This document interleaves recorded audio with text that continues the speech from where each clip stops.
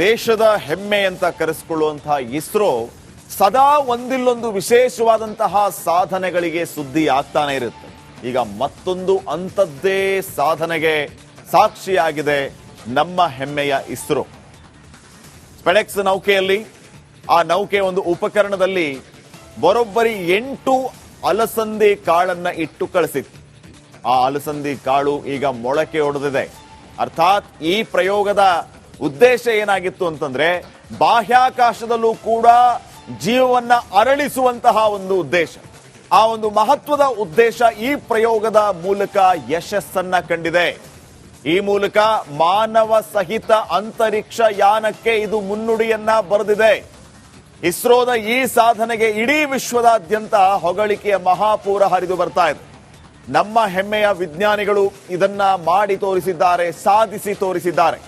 ಇಸ್ರೋದ ಈ ಒಂದು ವಿಶೇಷ ಸಾಧನೆ ಬಹಳ ವಿಶೇಷವಾಗಿ ವಿಶೇಷ ಕಾರಣಗಳಿಗೆ ಹೆಮ್ಮೆಗೆ ಕಾರಣವಾಗ್ತಾ ಇದೆ.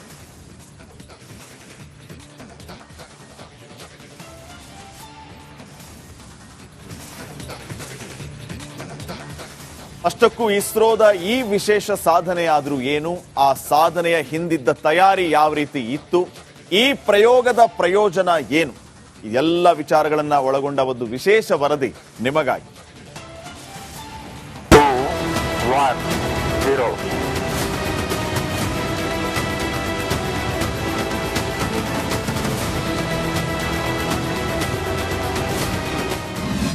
ಶೂನ್ಯ ಗುರುತ್ವದಲ್ಲೂ ಚಿಗುರಿದ ಕನಸು, 4 ದಿನಗಳಲ್ಲಿ ಮೊಳಕೆಯೊಡೆದ ಬೀಜ.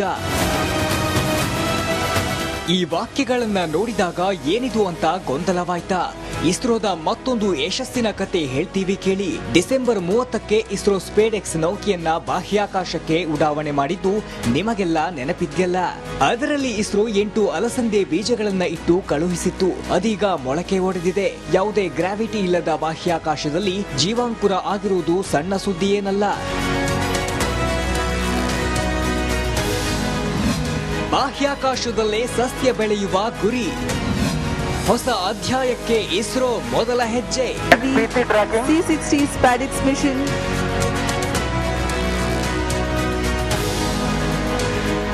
ಇದು ಸಣ್ಣ ಹೆಜ್ಜೆಯಾದ್ರೂ ಭವಿಷ್ಯದಲ್ಲಿ ಗಗನಯಾತ್ರಿಗಳಿಗೆ ಬಾಹ್ಯಾಕಾಶ ನಿಲ್ದಾಣದಲ್ಲಿ ವಾಸ್ತವ್ಯ ಹೂಡುವ ವಿಜ್ಞಾನಿಗಳ ಪಾಲಿಗೆ ಮಹತ್ವದ ಸುದ್ದಿಯಾಗಿದೆ.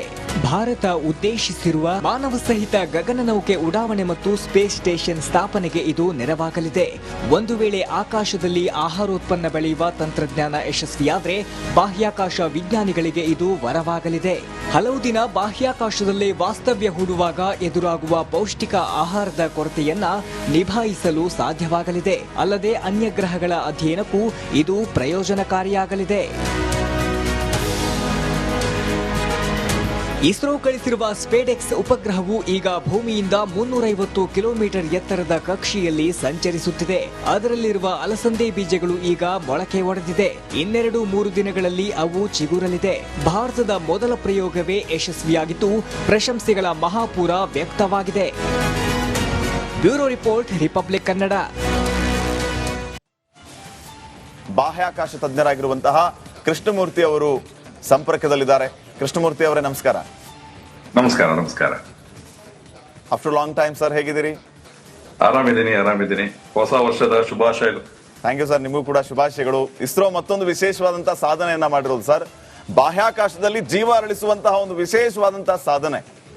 ಇಡೀ ವಿಶ್ವದಲ್ಲಿಯೇ ಕೂಡ ಇಂತಹ ಒಂದು ಸಾಧನೆಗೆ ಈಗ ಹೊಗಳಿಕೆ, ಶ್ಲಾಘನೆ ವ್ಯಕ್ತವಾಗ್ತಾ ಇದೆ. ತಾವು ಬಾಹ್ಯಾಕಾಶ ತಜ್ಞರಾಗಿ ಇದನ್ನು ಹೇಗೆ ನೋಡ್ತೀರಿ ಅಂತ ಫಸ್ಟ್ ರಿಯಾಕ್ಷನ್? ಏನಂದ್ರೆ ಇವಾಗ ಅಷ್ಟೊಂದು ಸುಲಭವಾಗಿ ಆಗುವಂತ ಕೆಲಸಗಳಲ್ಲ. ಯಾಕೆಂತಂದ್ರೆ ಬಾಹ್ಯಾಕಾಶದಲ್ಲಿ ಒಂದು ಅಗ್ರಿಕಲ್ಚರ್ ಮಾಡೋದು ಬಹಳಷ್ಟು ಅದಕ್ಕೆ ಬೇಕಾಗಿರುವಂತ ಒಂದು ಟೆಕ್ನಾಲಜಿಗಳನ್ನೆಲ್ಲ ಡೆವಲಪ್ ಮಾಡ್ಕೊಂಡ್ಬಿಟ್ಟು ಮಾಡ್ಬೇಕಾಗುತ್ತೆ. ಈ 8 ಅಲಸಂದೆ ಕಾಳು ಹೋಪೀಸ್ ಅಂತ ಹೇಳಿದ್ವಿ. ಹೌದು. ಅದನ್ನ ಬಾಹ್ಯಾಕಾಶದಲ್ಲಿ 0 ಗ್ರಾವಿಟಿ ಎನ್ವೈರನ್ಮೆಂಟ್ ಅಲ್ಲಿ ಅದಕ್ಕೆ ಬೇಕಾಗುವಂತ ಮಿನರಲ್ಸ್ ಇರ್ಬೋದು, ಅಥವಾ ಕಾರ್ಬನ್ ಡೈಆಕ್ಸೈಡ್ ಇರ್ಬೋದು, ಅಥವಾ ಆಕ್ಸಿಜನ್ ಇರ್ಬೋದು, ಅದಕ್ಕೆ ಬೇಕಾಗುವಂತ ನೀರು, ಅದನ್ನೆಲ್ಲ ಪೂರೈಕೆ ಮಾಡ್ಬಿಟ್ಟು ಮುಂದೆ ಮಾರ್ಸು ಅಥವಾ ಮೂನಲ್ಲಿ ಮನುಷ್ಯ ಜೀವನ ಮಾಡಕ್ಕೆ ಬೇಕಾಗುವಂತ ಅದಕ್ಕೆ ಬೇಕಾಗುವಂತ ಫಂಡಮೆಂಟಲ್ ರಿಕ್ವೈರ್ಮೆಂಟ್ ಏನು, ಫುಡ್, ಅಗ್ರಿಕಲ್ಚರ್, ಬೆಳೆ ಅದನ್ನ ಬೆಳೆದಕ್ಕೆ ಇಸ್ರೋ ಒಂದು ಪ್ರಯತ್ನ ಮಾಡಿದೆ. ತುಂಬಾನೇ ಖುಷಿ ಆಗುವಂತ ವಿಚಾರ ಇದು. ಯಾಕೆಂದ್ರೆ ಇದು ಏನೋ ಒಂದು ಸೆಟಲೈಟ್ ಮಾಡಿದ್ವಿ, ರಾಕೆಟ್ ಮಾಡಿದ್ವಿ ಅಂತಲ್ಲ, ಫಂಡಮೆಂಟಲ್ ಸೈನ್ಸ್ ಗಳ ಬಗ್ಗೆ ಬಹಳಷ್ಟು ಪ್ರಯತ್ನ ಮಾಡ್ತಾ ಇದ್ದಾರೆ. ತುಂಬಾ ಸಂತೋಷ ಆಗ್ತಾ ಇದೆ. ಹೊಸ ವರ್ಷಕ್ಕೆ ಒಂದು ಏನು ಹೊಸ ಸುದ್ದಿ, ನನಗೆ ಒಂದು ಖುಷಿ ತರುವಂತ ಸುದ್ದಿ ಲೆಕ್ಕಾಚಾರದಲ್ಲಿ ಇದೆ. ಉಡಾವಣೆ ಯಶಸ್ವಿ ಆದಷ್ಟೇ ಖುಷಿ ಆಗ್ತಾ ಇರುವಂತಹ ವಿಚಾರ ಏನಂತಂದ್ರೆ, ಈ ಝೀರೋ ಗ್ರಾವಿಟಿಯಲ್ಲಿ, ಶೂನ್ಯ ಗುರುತ್ವಾಕರ್ಷಣ ಬಲದಲ್ಲಿ ಅಲಸಂದೆ ಕಾಳುಗಳು ಮೊಳಕೆ ಹೊಡೆಯೋದು ಅಂತಂದ್ರೆ ಹೇಗ್ ಸಾಧ್ಯ ಆಯಿತು? ಇದಕ್ಕೆ ತಕ್ಕನಾದಂತಹ ಅಥವಾ ಅನುಕೂಲವಾಗುವಂತಹ ವಾತಾವರಣ ಅಲ್ಲಿ ಹೇಗೆ ಸೃಷ್ಟಿ ಆಯಿತು? ನಮ್ಮ ಇಸ್ರೋದಿಂದ ಈ ರೀತಿಯ ಒಂದು ವಿಶೇಷವಾದಂತಹ ಪ್ರಯೋಗ, ಇದಕ್ಕೆ ತಯಾರಿ ಯಾವ ರೀತಿ ಇತ್ತು ಅಂತ? ಇದನ್ನ ವಿಕ್ರಮ್ ಸಾರಾಭಾಯಿ ಸ್ಪೇಸ್ ಸೆಂಟರ್ ಅವರು ಮಾಡಿದ್ದಾರೆ. ಇದನ್ನ ಏನು ಅಂತಂದ್ರೆ ಪೊಯಂ ಅಂತ ಹೇಳಿ ಮಾಡಿದ್ವಿ. PSLV ಲಾಸ್ಟ್ ಸ್ಟೇಜ್ ಏನಾಗ್ತಿತ್ತು ಅಂತಂದ್ರೆ, ಇಷ್ಟು ವರ್ಷ ಅದನ್ನ ನಾವು ಬಿಸಾಕ್ತಾ ಇದ್ವಿ. ಅಂದ್ರೆ ವಾಪಸ್ ಅದು ಏನೋ ಒಂದು ಪೇಲೋಡ್ ಆರ್ಬಿಟಿಗೆ ಹಾಕಿದಾಗ ಅದನ್ನ ಪುನಃ ವಾಪಸ್ ಹತ್ತಿ ಬಿಸಾಕ್ತಾ ಇದ್ವಿ. ಆದ್ರೆ ಆ PSLV 4 ಸ್ಟೇಜ್ ಅಲ್ಲಿ ಕಂಪ್ಯೂಟರ್ ಇರೋದು, ಅದಕ್ಕೆ ಬೇಕಾದ ಬ್ಯಾಟ್ರಿ ಇರೋದು, ಅದಕ್ಕೆ ಬೇಕಾದಂತ ಪವರ್ ಎಲ್ಲದೂ ಇರ್ತಿತ್ತು. ಅದನ್ನೇ ಏನಾದ್ರು ಒಂದು ಪುನಃ ಉಪಯೋಗಿಸಕ್ಕಾಗತ್ತಾ, ಅದ್ರಲ್ಲೂ ಏನಾದ್ರು ಒಂದು ಎಕ್ಸ್ಪೆರಿಮೆಂಟ್ಸ್ ಮಾಡಕ್ಕಾಗತ್ತಾ ಅಂತ ಶುರು ಮಾಡ್ಕೊಂಡಿದ್ದು ಒಂದು ಐಡಿಯಾಗಳು ಇವೆಲ್ಲ. ಪಯಂ 1, ಪಯಂ 2, ಪಯಂ 3 ಈ ತರ ಮಾಡ್ಕೊಂಡ್ ಬಂದಿರೋದು. ಸೊ ಇದ್ರಲ್ಲಿ ಆ ಬಿಸಾಕುವಂತ ಒಂದು ಉಪಕರಣದ ಉಪಯೋಗಿಸ್ಕೊಂಡು ಒಂದು ವಿಕ್ರಮ್ ಸಾರಾಭಾಯಿ ಸ್ಪೇಸ್ ಸೆಂಟರ್ ಅವ್ರು ಮಾಡಿದ ಪೇಲೋಡ್ ಇದ್ರು. ಅದರಲ್ಲಿ 8 ಏನ್ ನೀವು ಹೇಳಿದ್ರಿ ಅಲಸಂದೆ ಕಾಳು ಪೀಸ್ ಗಳನ್ನ ನೀಟಾಗಿ ಪ್ಲೇಸ್ ಮಾಡಿ, ಅದಕ್ಕೆ ಬೇಕಾಗುವಂತ ಪೂರಕವಾಗುವಂತ ಮಿನರಲ್ಸ್ ಗಳು, ಆಕ್ಸಿಜನ್, ನೀರು ಅವನ್ನೆಲ್ಲ ಮಾಡಿ, ಆಮೇಲೆ ಅದ್ ಹೆಂಗೆ ಬೆಳೆಯತ್ತೆ ಅದನ್ನ ಫೋಟೋಗ್ರಫಿ ಮಾಡಿ ಇವತ್ತು ಟ್ವಿಟರ್ ಅಲ್ಲಿ ಕಳಿಸಿದ್ದಾರೆ, ತಾವು ನೋಡ್ಬೋದು. ಅದನ್ನ ಶೇರ್ ಮಾಡಿ ಅದು ಹೆಂಗ್ ಬೆಳೀತಾ ಇದೆ ಅನ್ನೋದನ್ನ ಕೂಡ ಫೋಟೋದಲ್ಲಿ ತೋರಿಸಿದ್ದಾರೆ. ಇನ್ನೊಂದು 4-5 ದಿವಸ ಆದ್ರ ಮೇಲೆ ಎಲೆ ಬರ್ಬೋದು ಅಂತ ಹೇಳ್ತಾ ಇದ್ದಾರೆ. ಈ ಕೋಪೀಸ್ ಏನಕ್ಕೆ ತಗೊಂಡಿದ್ದಾರೆ ಅಂತಂದ್ರೆ, ಈಗ ಅಲಸಂದೆ ಕಾಳು ಬಹಳ ವೇಗವಾಗಿ ಬೆಳೆಯುತ್ತೆ. ಇನ್ನೊಂದು ಅಪ್ ಟು 100 mm ತನಕ ಬೆಳೆಬಿಡುತ್ತೆ, ಬೇಗ, ಆದಷ್ಟು ಬೇಗ ಬೆಳೆಯುವಂಥದ್ದು. ಝೀರೋ ಗ್ರಾವಿಟಿ ಎನ್ವೈರನ್ಮೆಂಟ್ ಅಲ್ಲಿ ಮೊದಲೇದು. ಎರಡನೇದಾಗಿ ಅದಕ್ಕೆ ಬೇಕಾಗುವಂತ ಟೆಂಪರೇಚರ್, ಯಾಕೆಂತಂದ್ರೆ ಸ್ಪೇಸ್ ನಲ್ಲಿ ಹಗಲೊತ್ತಲ್ಲಿ ಅಂದ್ರೆ ಸೂರ್ಯ ಬೆಳಕು ಬಂತು ಅಂತಂದ್ರೆ ತುಂಬಾ ಟೆಂಪರೇಚರ್ ಆಗುತ್ತೆ, ನೀರೇ ಎವಾಪರೇಟ್ ಆಗಬೇಕು ಅಂತ ಅಷ್ಟು ಟೆಂಪರೇಚರ್ ಆಗುತ್ತೆ. ಚಳಿ ಬಂತಂದ್ರೆ ಚಳಿ ಚಳಿ ಚಳಿ ಚಳಿ ಅಂತಂದ್ರೆ ಸಿಕ್ಕಾಪಟ್ಟೆ ಚಳಿ ಆಗುತ್ತೆ. ಸೊ ಇವೆರಡು ಕಂಟ್ರೋಲ್ ಮಾಡ್ಕೊಂಡು ಮಾಡುವಂತ ಒಂದು ಎನ್ವೈರನ್ಮೆಂಟ್ ಕ್ರಿಯೇಟ್ ಮಾಡಿ, ಪ್ಲಸ್ ಅದಕ್ಕೆ ಬೇಕಾಗುವಂತ ಮಿನರಲ್ಸ್ ಗಳನ್ನ ಝೀರೋ ಗ್ರಾವಿಟಿ ಎನ್ವೈರನ್ಮೆಂಟ್ ಅಲ್ಲಿ, ಯಾಕೆಂದ್ರೆ ನೀರು ಒಂದ್ ಕಡೆ ಇಟ್ಟರೆ ಅಲ್ಲೇ ಇದ್ದಿರುತ್ತೆ. ಅರ್ಥ ಅಲ್ಲಾದ್ರೆ ನೀರು ಒಂದ್ ಕಡೆ ಇಟ್ಟರೆ ಚಲ್ಕೊಂಡು ಹೋಗುತ್ತೆ, ಹೈಟ್ ಇಂದ ಕೆಳಗೆ ಇಳ್ಕೊಂಡು ಹೋಗುತ್ತೆ. ಝೀರೋ ಗ್ರಾವಿಟಿ ಎನ್ವೈರನ್ಮೆಂಟ್ ಅಲ್ಲಿ ಒಂದು ಹನಿ ನೀರ್ ಇಟ್ಟರೆ ಅಲ್ಲೇ ಇರುತ್ತೆ. ಸೊ ಅವನ್ನೆಲ್ಲ ಮಾಡ್ಬಿಟ್ಟು ಬಹಳಷ್ಟು ಹೇಳಿದ್ನಲ್ಲ, ಇದು ಒಂದು ಸಣ್ಣ ಏನಪ್ಪ ಒಂದ್ ಗಿಡ ಮೊಳಕೆ ತರಿಸಿದ್ರು ಅಂತ ಅಷ್ಟು ಬ್ರೀಫ್ ಆಗಿ ಹೇಳ್ಬೋದು. ಬಟ್ ಅದರಲ್ಲಿ ಇರುವಂತ ಟೆಕ್ನಾಲಜಿಗಳು ಬೇಕಾಗುವಂತ ತುಂಬಾ ಇದೆ. ತುಂಬಾ ಸಂತೋಷ ಪಡುವಂತ ವಿಚಾರ ಇದೆ. ಕೃಷ್ಣಮೂರ್ತಿ ಅವರು, ಆಕ್ಚುಲಿ ನಾನು ಇದನ್ನೇ ಪ್ರಶ್ನೆ ಮಾಡ್ಬೇಕು ಅನ್ಕೊಂಡಿದ್ದೆ. ಈಗ ಅಂದ್ರೆ ಈಗ ಜನಸಾಮಾನ್ಯರು ಏನು ಬಾಹ್ಯಾಕಾಶದಲ್ಲಿ ಅಲಸಂದೆ ಕಾಳು ಮೊಳಕೆ ಹೊಡೆದಿದೆ, ಇದರಲ್ಲಿ ಏನ್ ವಿಶೇಷ ಅನ್ನುವಂಥದ್ದೇ ಅವ್ರಿಗೆ ಪ್ರಶ್ನೆ ಆಗುತ್ತೆ. ಅಂದ್ರೆ ಜನಸಾಮಾನ್ಯರಿಗೆ ಸರಳವಾಗಿ ಅರ್ಥೈಸುವ ರೀತಿಯಲ್ಲಿ ತಾವು ಅದನ್ನ ವ್ಯಾಖ್ಯಾನಿಸೋದಾದ್ರೆ, ಅಂದ್ರೆ ಈಸಿಯಾಗಿ ಅವ್ರಿಗೆ ಅರ್ಥ ಆಗ್ಬೇಕು, ಏನ್ ಮಾಡಿದ್ದಾರೆ ವಿಜ್ಞಾನಿಗಳು ನಮ್ಮವರು ಅಂತ. ಅದೇ ನಮ್ಮ ಮಗು ಒಂದು ಗಿಡ ನೆಡ್ತು ಬೆಳೀತು, ವಿಜ್ಞಾನಿಗಳು ಏನ್ ಮಾಡಿದ್ರು ಅಂತ ಅನ್ಸುತ್ತೆ. ಆದ್ರೆ ನಮ್ಮ ಮಗು ಒಂದು ಗಿಡ ಹಾಕ್ತು ಅಂದ್ರೆ ಮನೆಯವರ ಗಿಡ ಹಾಕತ್ತೆ. ಇಲ್ಲಿ ಆ ಗಿಡ ಬೆಳೆಯಕ್ಕೆ ಪೂರಕವಾದ ಗ್ರಾವಿಟಿ ಇದೆ, ನೀರಿದೆ, ಬೆಳಕಿದೆ, ಒಂದು ಥರ್ಮಲ್ ಏನ್ ಕಂಡೀಷನ್ಸ್ ಇದೆ. ಹಗಲೊತ್ತಲ್ಲಿ ಮ್ಯಾಕ್ಸಿಮಮ್ ಅಂದ್ರೆ 40-45 ಡಿಗ್ರಿ ಸೆಂಟಿಗ್ರೇಡ್ ತನಕ ಹೋಗುತ್ತೆ. ರಾತ್ರಿ ಹೊತ್ತಲ್ಲಿ ಮೇಬಿ ಲೈಕ್ 10 ಡಿಗ್ರಿ ಸೆಂಟಿಗ್ರೇಡ್, ಹಬ್ಬ ಅಂದ್ರೆ 0 ಅದು. ಬಟ್ ಅಲ್ಲ ಆದ್ರೆ +200 ಡಿಗ್ರಿ ಸೆಂಟಿಗ್ರೇಡ್, +300 ಡಿಗ್ರಿ ಸೆಂಟಿಗ್ರೇಡ್ ತನಕ ಹೋಗ್ತದೆ. -100, 150 ಡಿಗ್ರಿ ಸೆಂಟಿಗ್ರೇಡ್ ತನಕ ಅಲ್ಲಿ ಹೋಗುತ್ತೆ. ಮತ್ತೆ ಅಲ್ಲಿ ಗ್ರಾವಿಟಿ ಇಲ್ಲ, ನೀರು ಕೆಳಗಿನ ಮೇಲೆ ಹೋಗಲ್ಲ, ಮೇಲಿಂದ ಕೆಳಗ್ ಬರಲ್ಲ. ಅದಕ್ಕೆ ಬೇಕಾಗುವಂತ ಕಾರ್ಬನ್ ಡೈಆಕ್ಸೈಡ್, ಗಿಡ ಬೆಳೆಯಕ್ಕೆ ಕಾರ್ಬನ್ ಡೈಆಕ್ಸೈಡ್ ಬೇಕು.